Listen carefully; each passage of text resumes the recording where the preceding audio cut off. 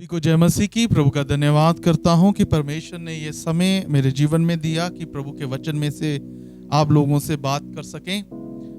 पिछले लंबे समय से हम सुनते आ रहे हैं फाइनेंशियली क्राइसिस के बारे में कि कई बार हम आर्थिक रीति से बहुत समस्या का सामना करते हैं कि हम चाहते तो हैं कि हम आशीष तो हों, लेकिन क्योंकि कई बार हमें भी नहीं समझ आता कि क्यों हम फाइनेंशियली स्ट्रगल कर रहे हैं, क्यों आर्थिक रीति से हमें इन बातों की समस्या आती है कि हम अपनी ज़रूरतों को भी समय पर पूरा नहीं कर पाते। हालांकि हम प्रभु के वचन में से भी सुनते हैं कि परमेश्वर हमें आशीष करते हैं, लेकिन हमारी जो लाइफ का जीवन है, जो हम रोज जीते हैं जीवन, उसमें कई बार हमें स्ट्रगल्स दिखते हैं और हम देखते हैं कि हमें कोई भी आशीष जो फाइनेंशियली आशीष है वो नहीं है, और कई बार हमें इधर उधर से मांगना पड़ता है और कई बार उधारी करना पड़ता है। और इन सारी बातों के कारण कई बार हम परेशान हो जाते हैं और आखिर में परमेश्वर से भी कई बार बात करते हैं कि परमेश्वर ऐसा क्यों मेरे साथ हो रहा है कि मैं इतना तंगी में हूँ, इतना आर्थिक समस्या में हूँ कि मैं अपनी कई बार रोटी भी पूरी नहीं कर पाता हूँ। तो जब हम इन सारी बातों को अपने जीवन में होता हुआ देखते हैं तो फिर हमारे दिल में कई बार विचार भी आता है और बाइबल में से कुछ आयतों को भी पढ़ते हैं। आयतों को पढ़ने के बावजूद भी हमें समझ नहीं आती कि ये ऐसा क्यों हो रहा है, क्योंकि परमेश्वर के वचन में प्रभु यीशु मसीह ने मत्ती उसका 6 अध्याय उसकी 33 आयत में कहा था। मैं आपके लिए पढ़ना चाहता हूँ। मत्ती उसका 6 अध्याय उसकी 33 आयत में, इसलिए पहले तुम उसके राज्य और धर्म की खोज करो तो ये सब वस्तुएं भी तुम्हें मिल जाएंगी। प्रभु यीशु मसीह ने जो हम सबसे जो वायदा किया था वो ये था कि अगर हम परमेश्वर के राज्य और उसके धर्म की खोज करते हैं तो परमेश्वर हमें इन सारी दुनिया की जो वस्तुएं हैं उनसे तृप्त करेगा, वो सारी चीजें हमें मिल जाएंगी।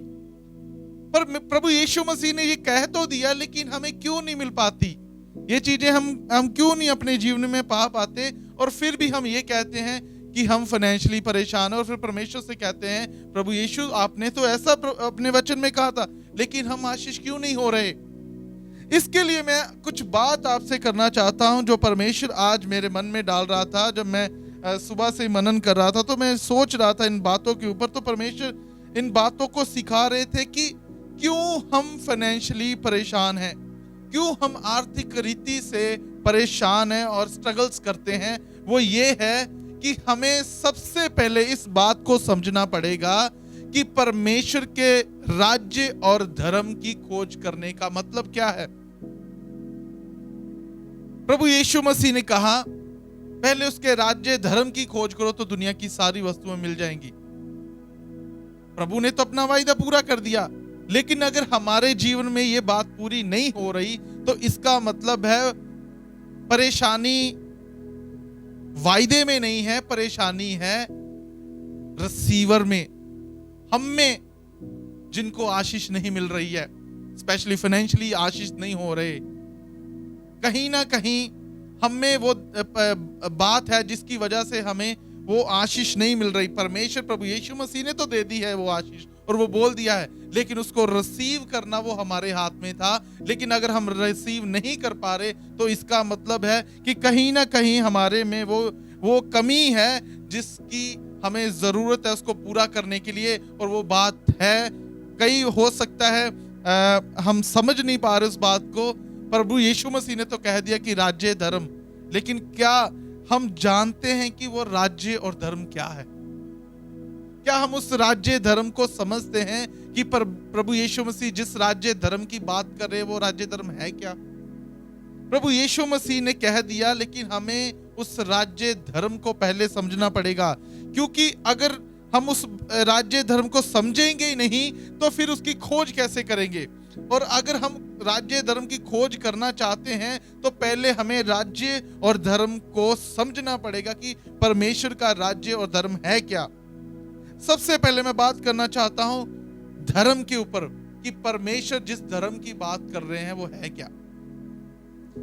प्रभु यीशु मसीह ने कहा उसके राज्य धर्म की खोज करना। तो राज्य धर्म है क्या, उससे पहले हम इस बात को देखेंगे धर्म कि धर्म क्या है। मैं दोनों बातों को आपसे बताऊंगा, लेकिन उससे पहले हम धर्म देखेंगे कि धर्म का मतलब क्या है। क्योंकि जब तक हम समझेंगे नहीं उस बात को, तब तक हम उसकी खोज नहीं कर सकते। समझ लीजिए कि जब तक हमें किसी बात का पता नहीं है, तो उस बात को हम कैसे खोज लेंगे। हो सकता है हमें पता तो है इस वर्ष का, इस आयत का, लेकिन हो सकता है हम उस राज्य और धर्म को समझ नहीं पा रहे। तो आज प्रभु ने जो अगुवाई की उसको समझने के लिए वो यही है कि हमने उसके राज्य धर्म को समझना है। तो पहले है धर्म। धर्म क्या है? धर्म है परमेश्वर के वायदों पर विश्वास करना और भरोसा रखना। मैं फिर कहना चाहता हूं, धर्म का मतलब है परमेश्वर के वायदों पर विश्वास करना और भरोसा रखना। और दूसरा, परमेश्वर के सन्मुख करना जो परमेश्वर को पसंद हो। परमेश्वर की दृष्टि में जो सही हो वो ही करना, वही है धर्म। मैं फिर से इसको बताना चाहता हूं, धर्म आपको ध्यान से समझना पड़ेगा। धर्म के बारे में, धर्म का मतलब है परमेश्वर के किए हुए वायदों के बारे में, जो परमेश्वर ने वायदे हमें बोले हैं उनके ऊपर विश्वास रखना और भरोसा रखना। और दूसरा कि जो परमेश्वर की दृष्टि में सही है वही काम करना। परमेश्वर के वायदों पर विश्वास रखना, भरोसा रखने का मतलब है, प्रभु यीशु मसीह ने कई बार अपने चेलों के साथ बातें करते हुए कहा, किसी बात की चिंता ना करना। जहां ये कहते हुए उन्होंने कहा, एग्जाम्पल दी कि आकाश के पक्षियों को देखो। वो हर बात में ये कहना चाहते थे कि किसी बात की चिंता ना करना, क्योंकि परमेश्वर के वायदे उसके लोगों के साथ हैं और वो चाहता है कि उनके वायदों को पूरा करे। वो पूरा तो करना चाहता है, लेकिन क्या हम उसके वायदों पर विश्वास रखते हैं और भरोसा रखते हैं? अगर हम उसके वायदों पर विश्वास नहीं रखते, भरोसा नहीं रखते, तो इसका मतलब है कि हम उसकी धार्मिकता की खोज नहीं कर रहे हैं। अगर उसकी धार्मिकता की खोज करने का मतलब है कि उसके वायदों पर विश्वास रख के रखना और उसके ऊपर भरोसा रखना कि परमेश्वर इन बातों को हमारे जीवन में पूरा करेगा। बहुत बड़ी एक उदाहरण मैं जो आपके सामने बताना चाहता हूं, वो पूरी किताब, बाइबल की पूरी किताब ही धार्मिक के बारे में बताती है कि धार्मिकता है क्या। हम देख सकते हैं अय्यूब नबी की किताब, पूरी किताब को हम देख सकते हैं कि पूरी किताब में अय्यूब नबी ने अपनी पूरी जीवन काल में किसी रीति से भी परमेश्वर को अपनी बात से उसने विरोध नहीं जिताया कि परमेश्वर मेरे जीवन में ये वाला दुख क्यों आया। इतना वो आशीष था, लेकिन जब उसका सब कुछ खत्म हो गया तो उसने किसी रीति से परमेश्वर के विरुद्ध में बात नहीं कही, परंतु उसने परमेश्वर की बातों के ऊपर भरोसा रखते हुए ये कहा कि परमेश्वर ने दिया और परमेश्वर ने लिया, इसलिए परमेश्वर का नाम मुबारक हो। जब उस ये बात को कहता है तो इससे समझ आती है कि जो अय्यूब था अपनी पूरी जीवन काल में ये कहने की कोशिश कर रहा था कि मुझे मेरे परमेश्वर के वायदों के ऊपर मुझे पूरा भरोसा है, क्योंकि उसने पहले भी दिया था और अब भी दिया। और वो सारी बातों में जब धर्मी बना रहा, जब वो सारी बातों में धर्मी बना रहा, और बाइबल भी कहती है कि पूरी जीवन काल में वो धर्मी बना रहा, जब उसने पूरी धार्मिकता दिखाई, जहां तक कि दुख में भी उसने अपनी धार्मिकता को दिखाया, तो परमेश्वर ने उसको आशीष किया। मेरे प्रिय भाई बहनों, मैं हमसे यही कहना चाहता हूं, जब हम परमेश्वर के आशीषों को, स्पेशली फाइनेंशियली आशीषों को हमारे जीवन में देखना चाहते हैं, तो उसके धर्म की खोज करनी पड़ेगी। अय्यूब नबी के लिए मैं इसलिए उदाहरण दी क्योंकि अय्यूब के पास फाइनेंशियली आशीषें थी, दुनियादारी की आशीषें थी। जब सारी दुनियादारी की आशीषें, उसके बैल गधे सब खत्म हो गया, जब उस सब बच्चे खत्म हो गए, दुनियादारी की जितनी आशीषें थी सब खत्म हो गई, जब वो अकेला रह गया, तब भी वो परमेश्वर के साथ धर्मी बना रहा। और जब वो परमेश्वर के साथ धर्मी बना रहा तो परमेश्वर ने उसको पहले से भी ज्यादा आशीष किया, परमेश्वर हमें आशीष करना चाहते हैं जब हम उसकी धार्मिकता की खोज करते रहते हैं। धार्मिकता की खोज करने का मतलब है परमेश्वर के वायदों पर बने रहना, उसके वायदों पर भरोसा रखना और वो करना जो परमेश्वर की दृष्टि में सही है। परमेश्वर हमें उन बातों से आशीष करेंगे। दूसरी बात वो है परमेश्वर का राज्य। परमेश्वर के राज्य का मतलब क्या है? परमेश्वर के राज्य का मतलब है कि गॉड इज ए किंग। परमेश्वर राजा है। परमेश्वर राजा है। उसके लिए मैं पढ़ना चाहता हूं पहला शमूएल उसका 8 अध्याय उसकी 4 आयत से लेके 22 आयत तक मैं आपके लिए पढ़ना चाहता हूं। पहला शमूएल उसका 8 अध्याय उसकी 4 आयत से लेके 22 आयत तक मैं आपके लिए पढ़ना चाहता हूं। तो यहां पर लिखा है, तब सब इजरायली वृद्ध लोग इकट्ठे होकर रामा में शमूएल के पास जाकर उससे कहने लगे, सुन, तू तो अब बूढ़ा हो गया और तेरे पुत्र तेरी राह पर नहीं चलते। अब हम पर न्याय करने के लिए सब जातियों की रीति के अनुसार हमारे लिए एक राजा नियुक्त कर दे। परंतु जो बातें उन्होंने कही कि हम पर न्याय करने के लिए हमारे ऊपर राजा नियुक्त कर दे, ये बात शमूएल को बुरी लगी और शमूएल ने यहोवा से प्रार्थना की। और यहोवा ने शमूएल से कहा, वह लोग जो कुछ तुझसे कहें उसे मान ले, क्योंकि उन्होंने तुझको नहीं परंतु मुझको निकम्मा जाना है कि मैं उनका राजा ना रहूं। तो यहां पर परमेश्वर के राज्य की जब हम बात करने के लिए जा रहे हैं, परमेश्वर का राज्य क्या है उसको जब हम समझने के लिए जा रहे हैं, वो है परमेश्वर का राज्य। परमेश्वर राजा है और हम उसकी प्रजा हैं।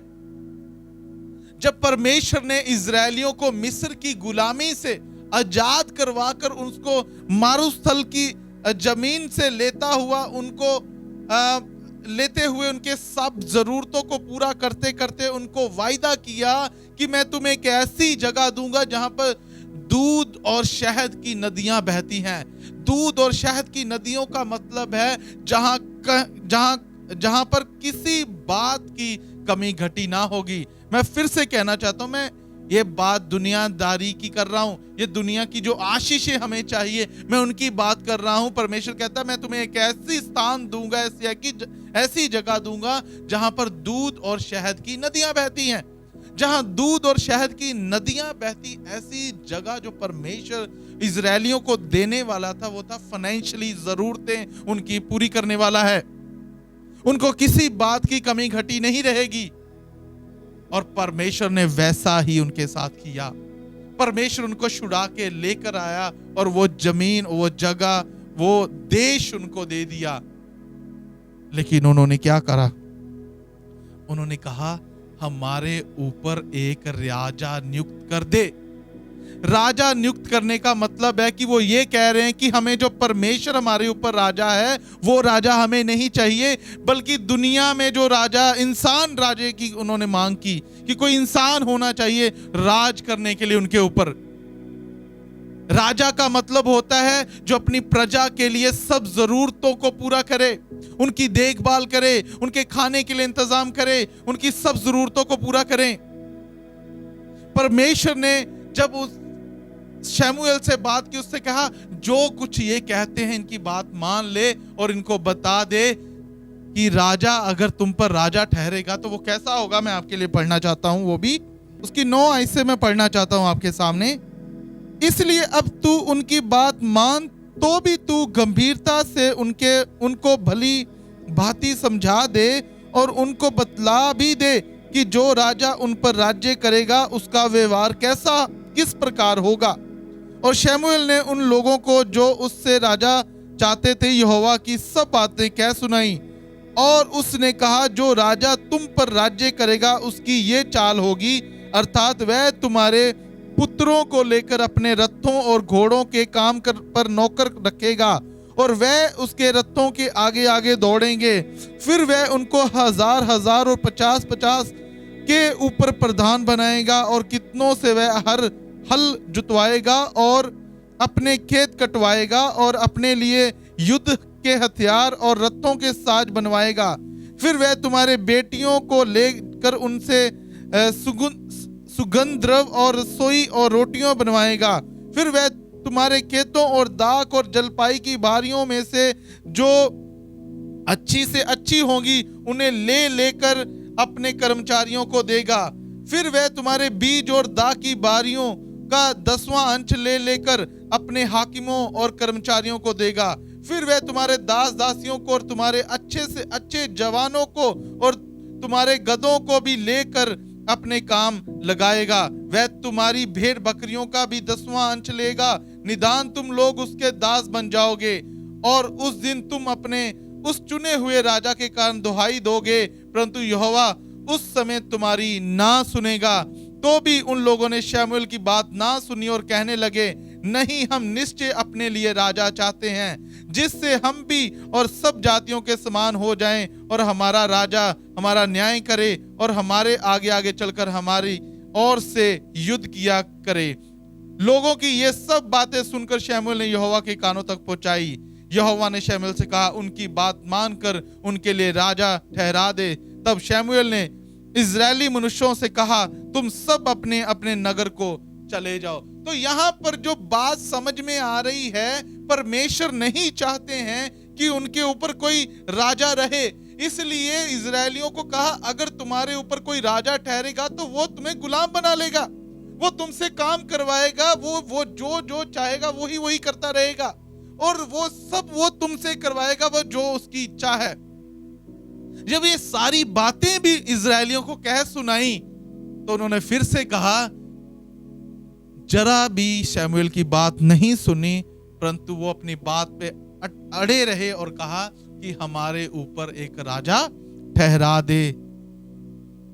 मेरे प्रिय भाई बहनों, मैं ये कहना चाहता हूं, परमेश्वर हमारा राजा होना चाहता है, परमेश्वर हमारे ऊपर राज्य करना चाहता है, और जो राज्य करता है वो अपनी प्रजा की जरूरतों को देखता है, वो उनकी जरूरतों को समय समय सर पर पूरा करता है, वो हर बात को देखता है। अगर बीमार है उनके लिए मेडिसिन दवाइयों की इंतजाम करता है, अगर भूखा है उसके लिए रोटी का इंतजाम करता है, पानी की कमी, पानी की जरूरतों को।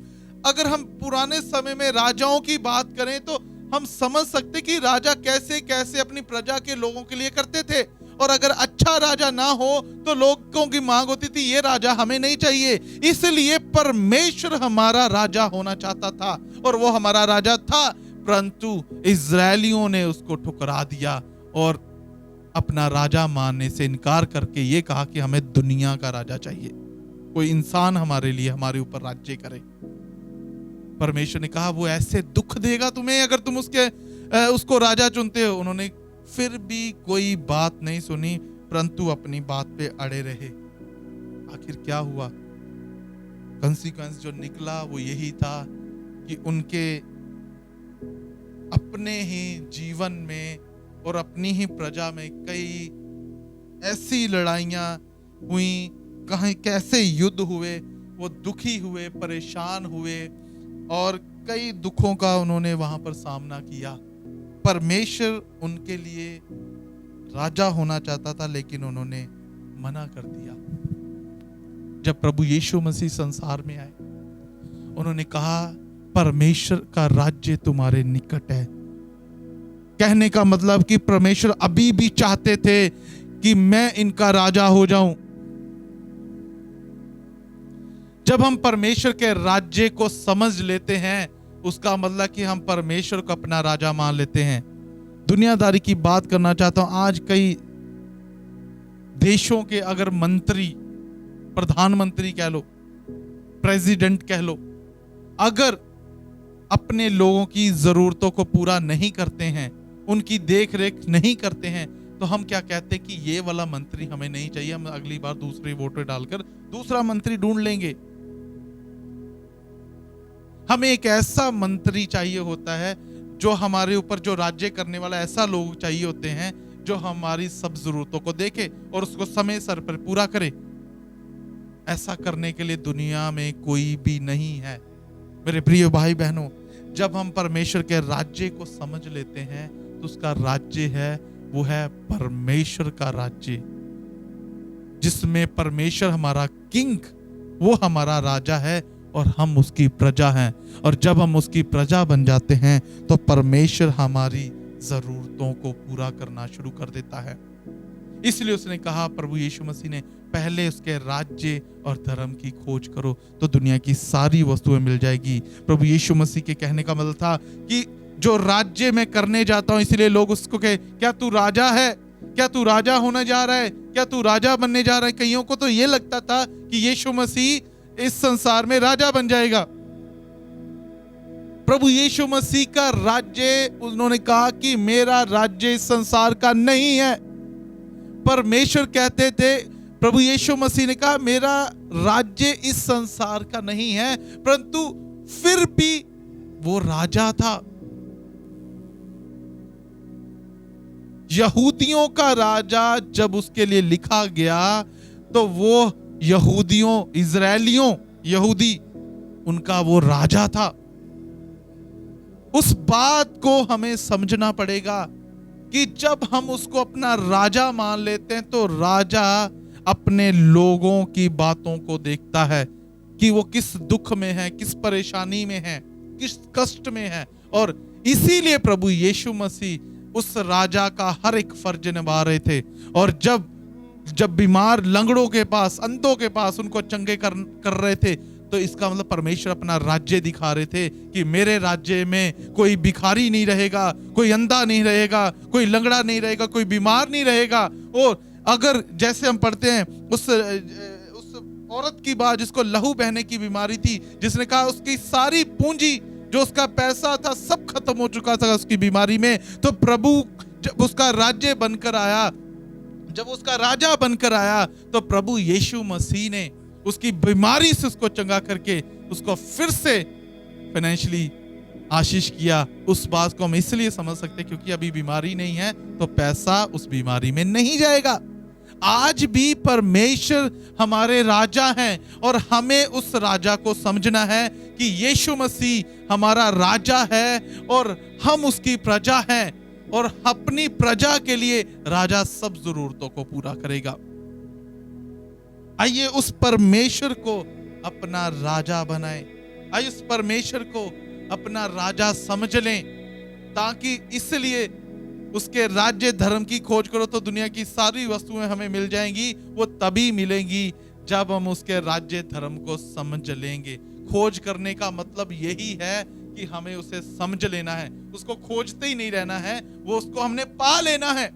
जब उसको खोजेंगे, जैसे वचन कहता है ढूंढो तो तुम पाओगे, जब हम उसको ढूंढेंगे, उस परमेश्वर के राज्य को ढूंढेंगे तो हम उसको पालेंगे। जब हम उसको खोजेंगे तो हम उसको पालेंगे, और जब उसको पालेंगे तो परमेश्वर हमारा राजा और हम उसकी प्रजा हैं। फिर हमें लोगों से कर्जा उठाने की जरूरत नहीं है, फिर हम लोगों से मांगने की जरूरत नहीं है कि हमारी जरूरतों को पूरा करें। फिर हमें परमेश्वर जो कि हमारा राजा है, वो कहता है तुम्हें तो मांगने से पहले ही वो जानता है कि हमें किस किस बात की जरूरत है, और वो सारी जरूरतों को हमारे लिए पूरा करेगा। मेरे प्रिय भाई बहनों, मैं यही कहना चाहता हूं हम सबसे, आज परमेश्वर का राज्य, जब परमेश्वर हमारा राजा हो जाता है तो जो उसने वायदे हमारे साथ किए हैं उसको पूरा करेगा। ये उसकी धार्मिकता है। जब हम उसकी धार्मिकता को समझते हैं कि उसकी धार्मिकता है क्या, तो वो धार्मिकता यही है कि जो राजा ने हमसे वायदे किए हैं वो वायदों को वो पूरा करेगा। और जो वायदे उसने हमारे साथ बोले हैं, हमें क्या करना है, उन वायदों के ऊपर भरोसा रखना है और वही करना है जो राजा को पसंद नहीं है। जब हम वैसे हो जाते हैं तो परमेश्वर हमें आशीष करना शुरू कर देंगे। फिर क्योंकि हमें पता चल चुका है कि हमारा राजा कौन है और हम अपनी धार्मिकता में लगे हुए हैं, तो परमेश्वर हमें आशीष करता रहेगा। परमेश्वर हमें इन वचनों के द्वारा बहुत सारी आशीष दे, और मेरी प्रार्थना है कि आने वाले दिनों में जब इन वचनों के द्वारा हमारे जीवन में एक नया जन्म होता है हमारा, उसके राज्य के द्वारा, उसके धर्म के द्वारा, कि जब उसके राज्य धर्म को समझ लिया तो परमेश्वर हमें बहुत आशीष करने जा रहा है। किसी बात की, मैं कहना चाहता हूँ, किसी बात की वो कमी घटी नहीं आने देगा, क्योंकि जब परमेश्वर इंतजाम करता है तो उसमें कमी नहीं होती और अद्भुत रीति से हमारे इंतजाम करता है। प्रभु हम सबको आशीष दे। God bless you. Thank you.